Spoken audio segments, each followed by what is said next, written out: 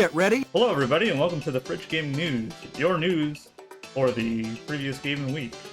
Your recap of everything gaming and gaming related. Yep, so let's go. The first thing we got, fans are asking Sega to delay Sonic Frontiers because they learned that they have power from the Sonic movie by trending something very briefly on Twitter. They're hoping that they can push back Sonic Frontiers, which basically Sonic walking around Halo's Forge World. It's weird. People don't like the fact that there are rails just floating in the sky, which clearly this is not like an actual, oh, I hope to God, it's not an actual release level. But, it's 3D Sonic game. I'm not sure what anybody was actually expecting. I kind of like the enemy design. You know, I like the designs of stuff they've made new for this. It's just anything that they've brought from old 3D Sonic gives me real bad heartburn. So the State of Play happened. It was a big pile of lots of news. So we've got, first off, we've got the Final Fantasy 16 trailer. Has some good music by Soken in it. Definitely go suggest watching it. It is not a gameplay trailer, really. It has bars like over the screen as if everything had health, and then doesn't actually show. Well, it does show a little bit of gameplay, which looks like Final Fantasy 15's gameplay, or like Final Fantasy 13's, that like progression of action game with RPG stuff to the back of it. When things start fighting one-on-one, it looks like we're going to get some kind of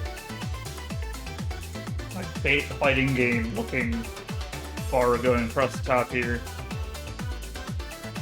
But the animations look cool, and it's run by Yoshiki, so hopefully it's doing better than 15 did, and it's not going to get caught in like nearly as much development hell, and actually has it fleshed out everything, and you don't have to go watch 3 videos before you get there. Resident Evil 4's remake was officially announced with a cinematic trailer also. Resident Evil Village is getting a VR update for PSVR 2. Street Fighter 6 showed its first section of gameplay. It wasn't much more than your normal Street Fighter, but it unlocked. There's a whole section of like hub world. What seems like a cohesive story that wrapped around that hub world, which actually doesn't look too horrible. However, I'm not a Street Fighter fan to know what's good and what's bad in the series. Horizon VR, I don't know, I haven't played Horizon 1, but supposedly some guy got out of jail, something like that, out of prison, and they released him, and they were in a boat. The boat gets attacked, and you get a whole VR thing where you get to go climb around, move around with your hands, and fire bows and stuff. Kind of the Half-Life Alyx version of Horizon. So that's kind of a cool deal to look at.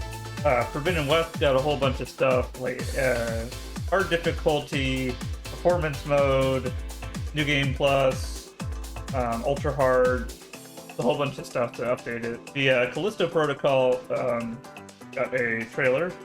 This is likely mature 17 plus, so if you don't like watching men made of worms and ripping things to shreds, yeah. If you don't like looking at Dead Space, don't look. But it's kind of got that same like vibe of like you're in a space station, but this time you're in like a weird penal colony thing on like a moon. Of course, there's like robots that are going insane, but also people are turning into monsters. And in this case, the monsters are not quite like as crazy as the Xenomorph are. They're like more bloaty humans, but there are weird things. Like we've got that.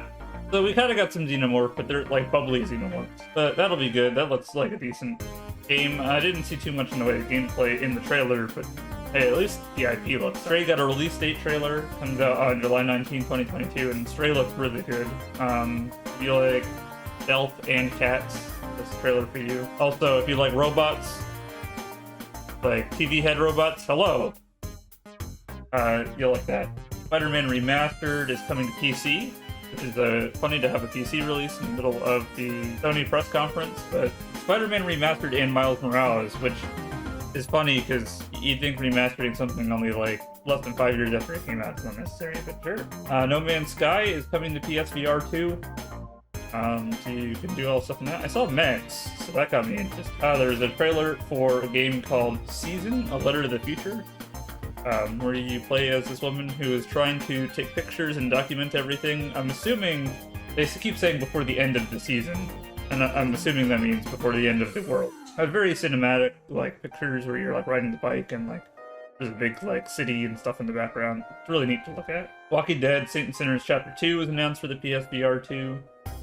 That'll be coming out later this year. And Eternites, which is like a RPG action thing that is also, it's an action game, but it's also a dating sim. So when you choose your party members, you're also choosing your partner. And it starts with the guy losing his arm, and he has to like turn it into a weapon like Dead Man Wonderland. So that's the thing. Roller Drum is being ported to the PS4 and the PS5 after a kind of middling release. So maybe that takes some length there. And Tunic is being ported to PlayStation in September, which is surprising, but I think that's because of exclusivity with Xbox and PC. Fun news, the second trailer for Pokemon Scarlet and Violet showed up, showing some kind of squad gameplay where you can put people in your friends will join like a party, and then you can go around what I'm assuming is going to be a hub world on the map following the previous game. It's never going to be the entire Pokemon map, I feel like, at this point. Based after Pokemon that are not in tall grass, just kind of existing around the world. We have dragons that are motorcycles, and one has thrusters, and when you put thrusters on a dragon, I'm always excited. So, I'm definitely buying Violet. Of course I'd be buying the Mecha Dragon, right? But some of the music in the game and in the trailer was actually composed by Toby Fox, the guy who made Under. We got an announcement trailer for Warhammer 40k Rogue Trader. So we got another Warhammer 40k game in the works. XCOM gameplay, lots of cinematic stuff. Doesn't look bad. I mean, since they already released 140k, like, XCOM game, making more is not going to be that bad. Shinji Hashimoto retired. Well, sent him well wishes on his retirement. He co-produced the original Front Mission. He was the brand manager for Final Fantasy. He was executive producer of Kingdom Hearts, and he was an executive officer of the actual holdings company. So, he was a pretty big voice, so 28 years he's retiring. Back to Warhammer 40k. On other 40k news, we've got this cool little funny haha nostalgic trailer for Warhammer 40k Bolt Gun. Retro, what we would call in the business a boomer shooter. Doom, but it's 40k. It doesn't look that bad at all. It looks actually like a really solid playable game. The lighting being better than Doom could ever make is kind of like weird looking. You know, it'll be fun for like long enough that you need to play it, and you know, it probably won't be expensive anyway. Let's see. If you were trying to dock your Steam Deck, which I didn't even know they could actually have a dock, that's been delayed. It's due to manufacturer issues, and it doesn't seem like it gives your Steam Deck any more power like it does for the Switch. It's just a charging dock and visual dock, because USB-C supports both ridiculous power and super high-speed communication. In Sega news, Sega has announced a Mega Drive Mini 2 in Japan, which means we'll be getting an announcement in the US probably following soon. That includes a whole bunch of Sega CD games, like Sylphides, Shining Force, Sonic CD, Mansion of Hidden Souls, Popful Mail, Virtua Racing. That is vague. There are 3 copies of Virtua Racing on the Genesis. Not sure which one. I'm assuming it's 32X version. Bonanza Bros, Shining in the Darkness, Thunder Force 4, Mega Taruto, and Fantasy. No one really knows that if there's going to be the games from the first one on it. Probably not. I mean, you'd have to have 2 of these next to each other. So, you'd have to go root these things out. I don't know why anybody wouldn't. It's fun to keep buying them for the looks. In the Epic Games Store, Wolfenstein New Order is free from 6.2 to 6.9. So by the time of this, today is 6.5. You'll have 4 days to still pick this up. Pretty good game. If you're looking to drive around Russia in Euro Truck 2, because Russia has invaded Ukraine, that you're not going to be able to get that. SCS has canned the DLC just with regards to the entire war going on over there. So maybe you'll see it in a couple years if they ever back out. If things keep getting pressured, it's just been binned. Splitgate 2 starts its official Season 2, or its competitive season. So if you wanted your like crazy Halo Portal combat, I definitely suggest it. I think playing Splitgate was actually really fun. Now the skins don't make any sense against each other, but hey, neither does Fortnite. And finally, in indie game news, a game called Soldiers launched about 3 days ago. It is a cool Souls-like platformer that I covered in the release section that is only on the stream. And it looks to be a fun kind of... It's a Souls-like, it's a Metroidvania. It's not a roguelike. With a cool pixel art style and lots of stuff to go around.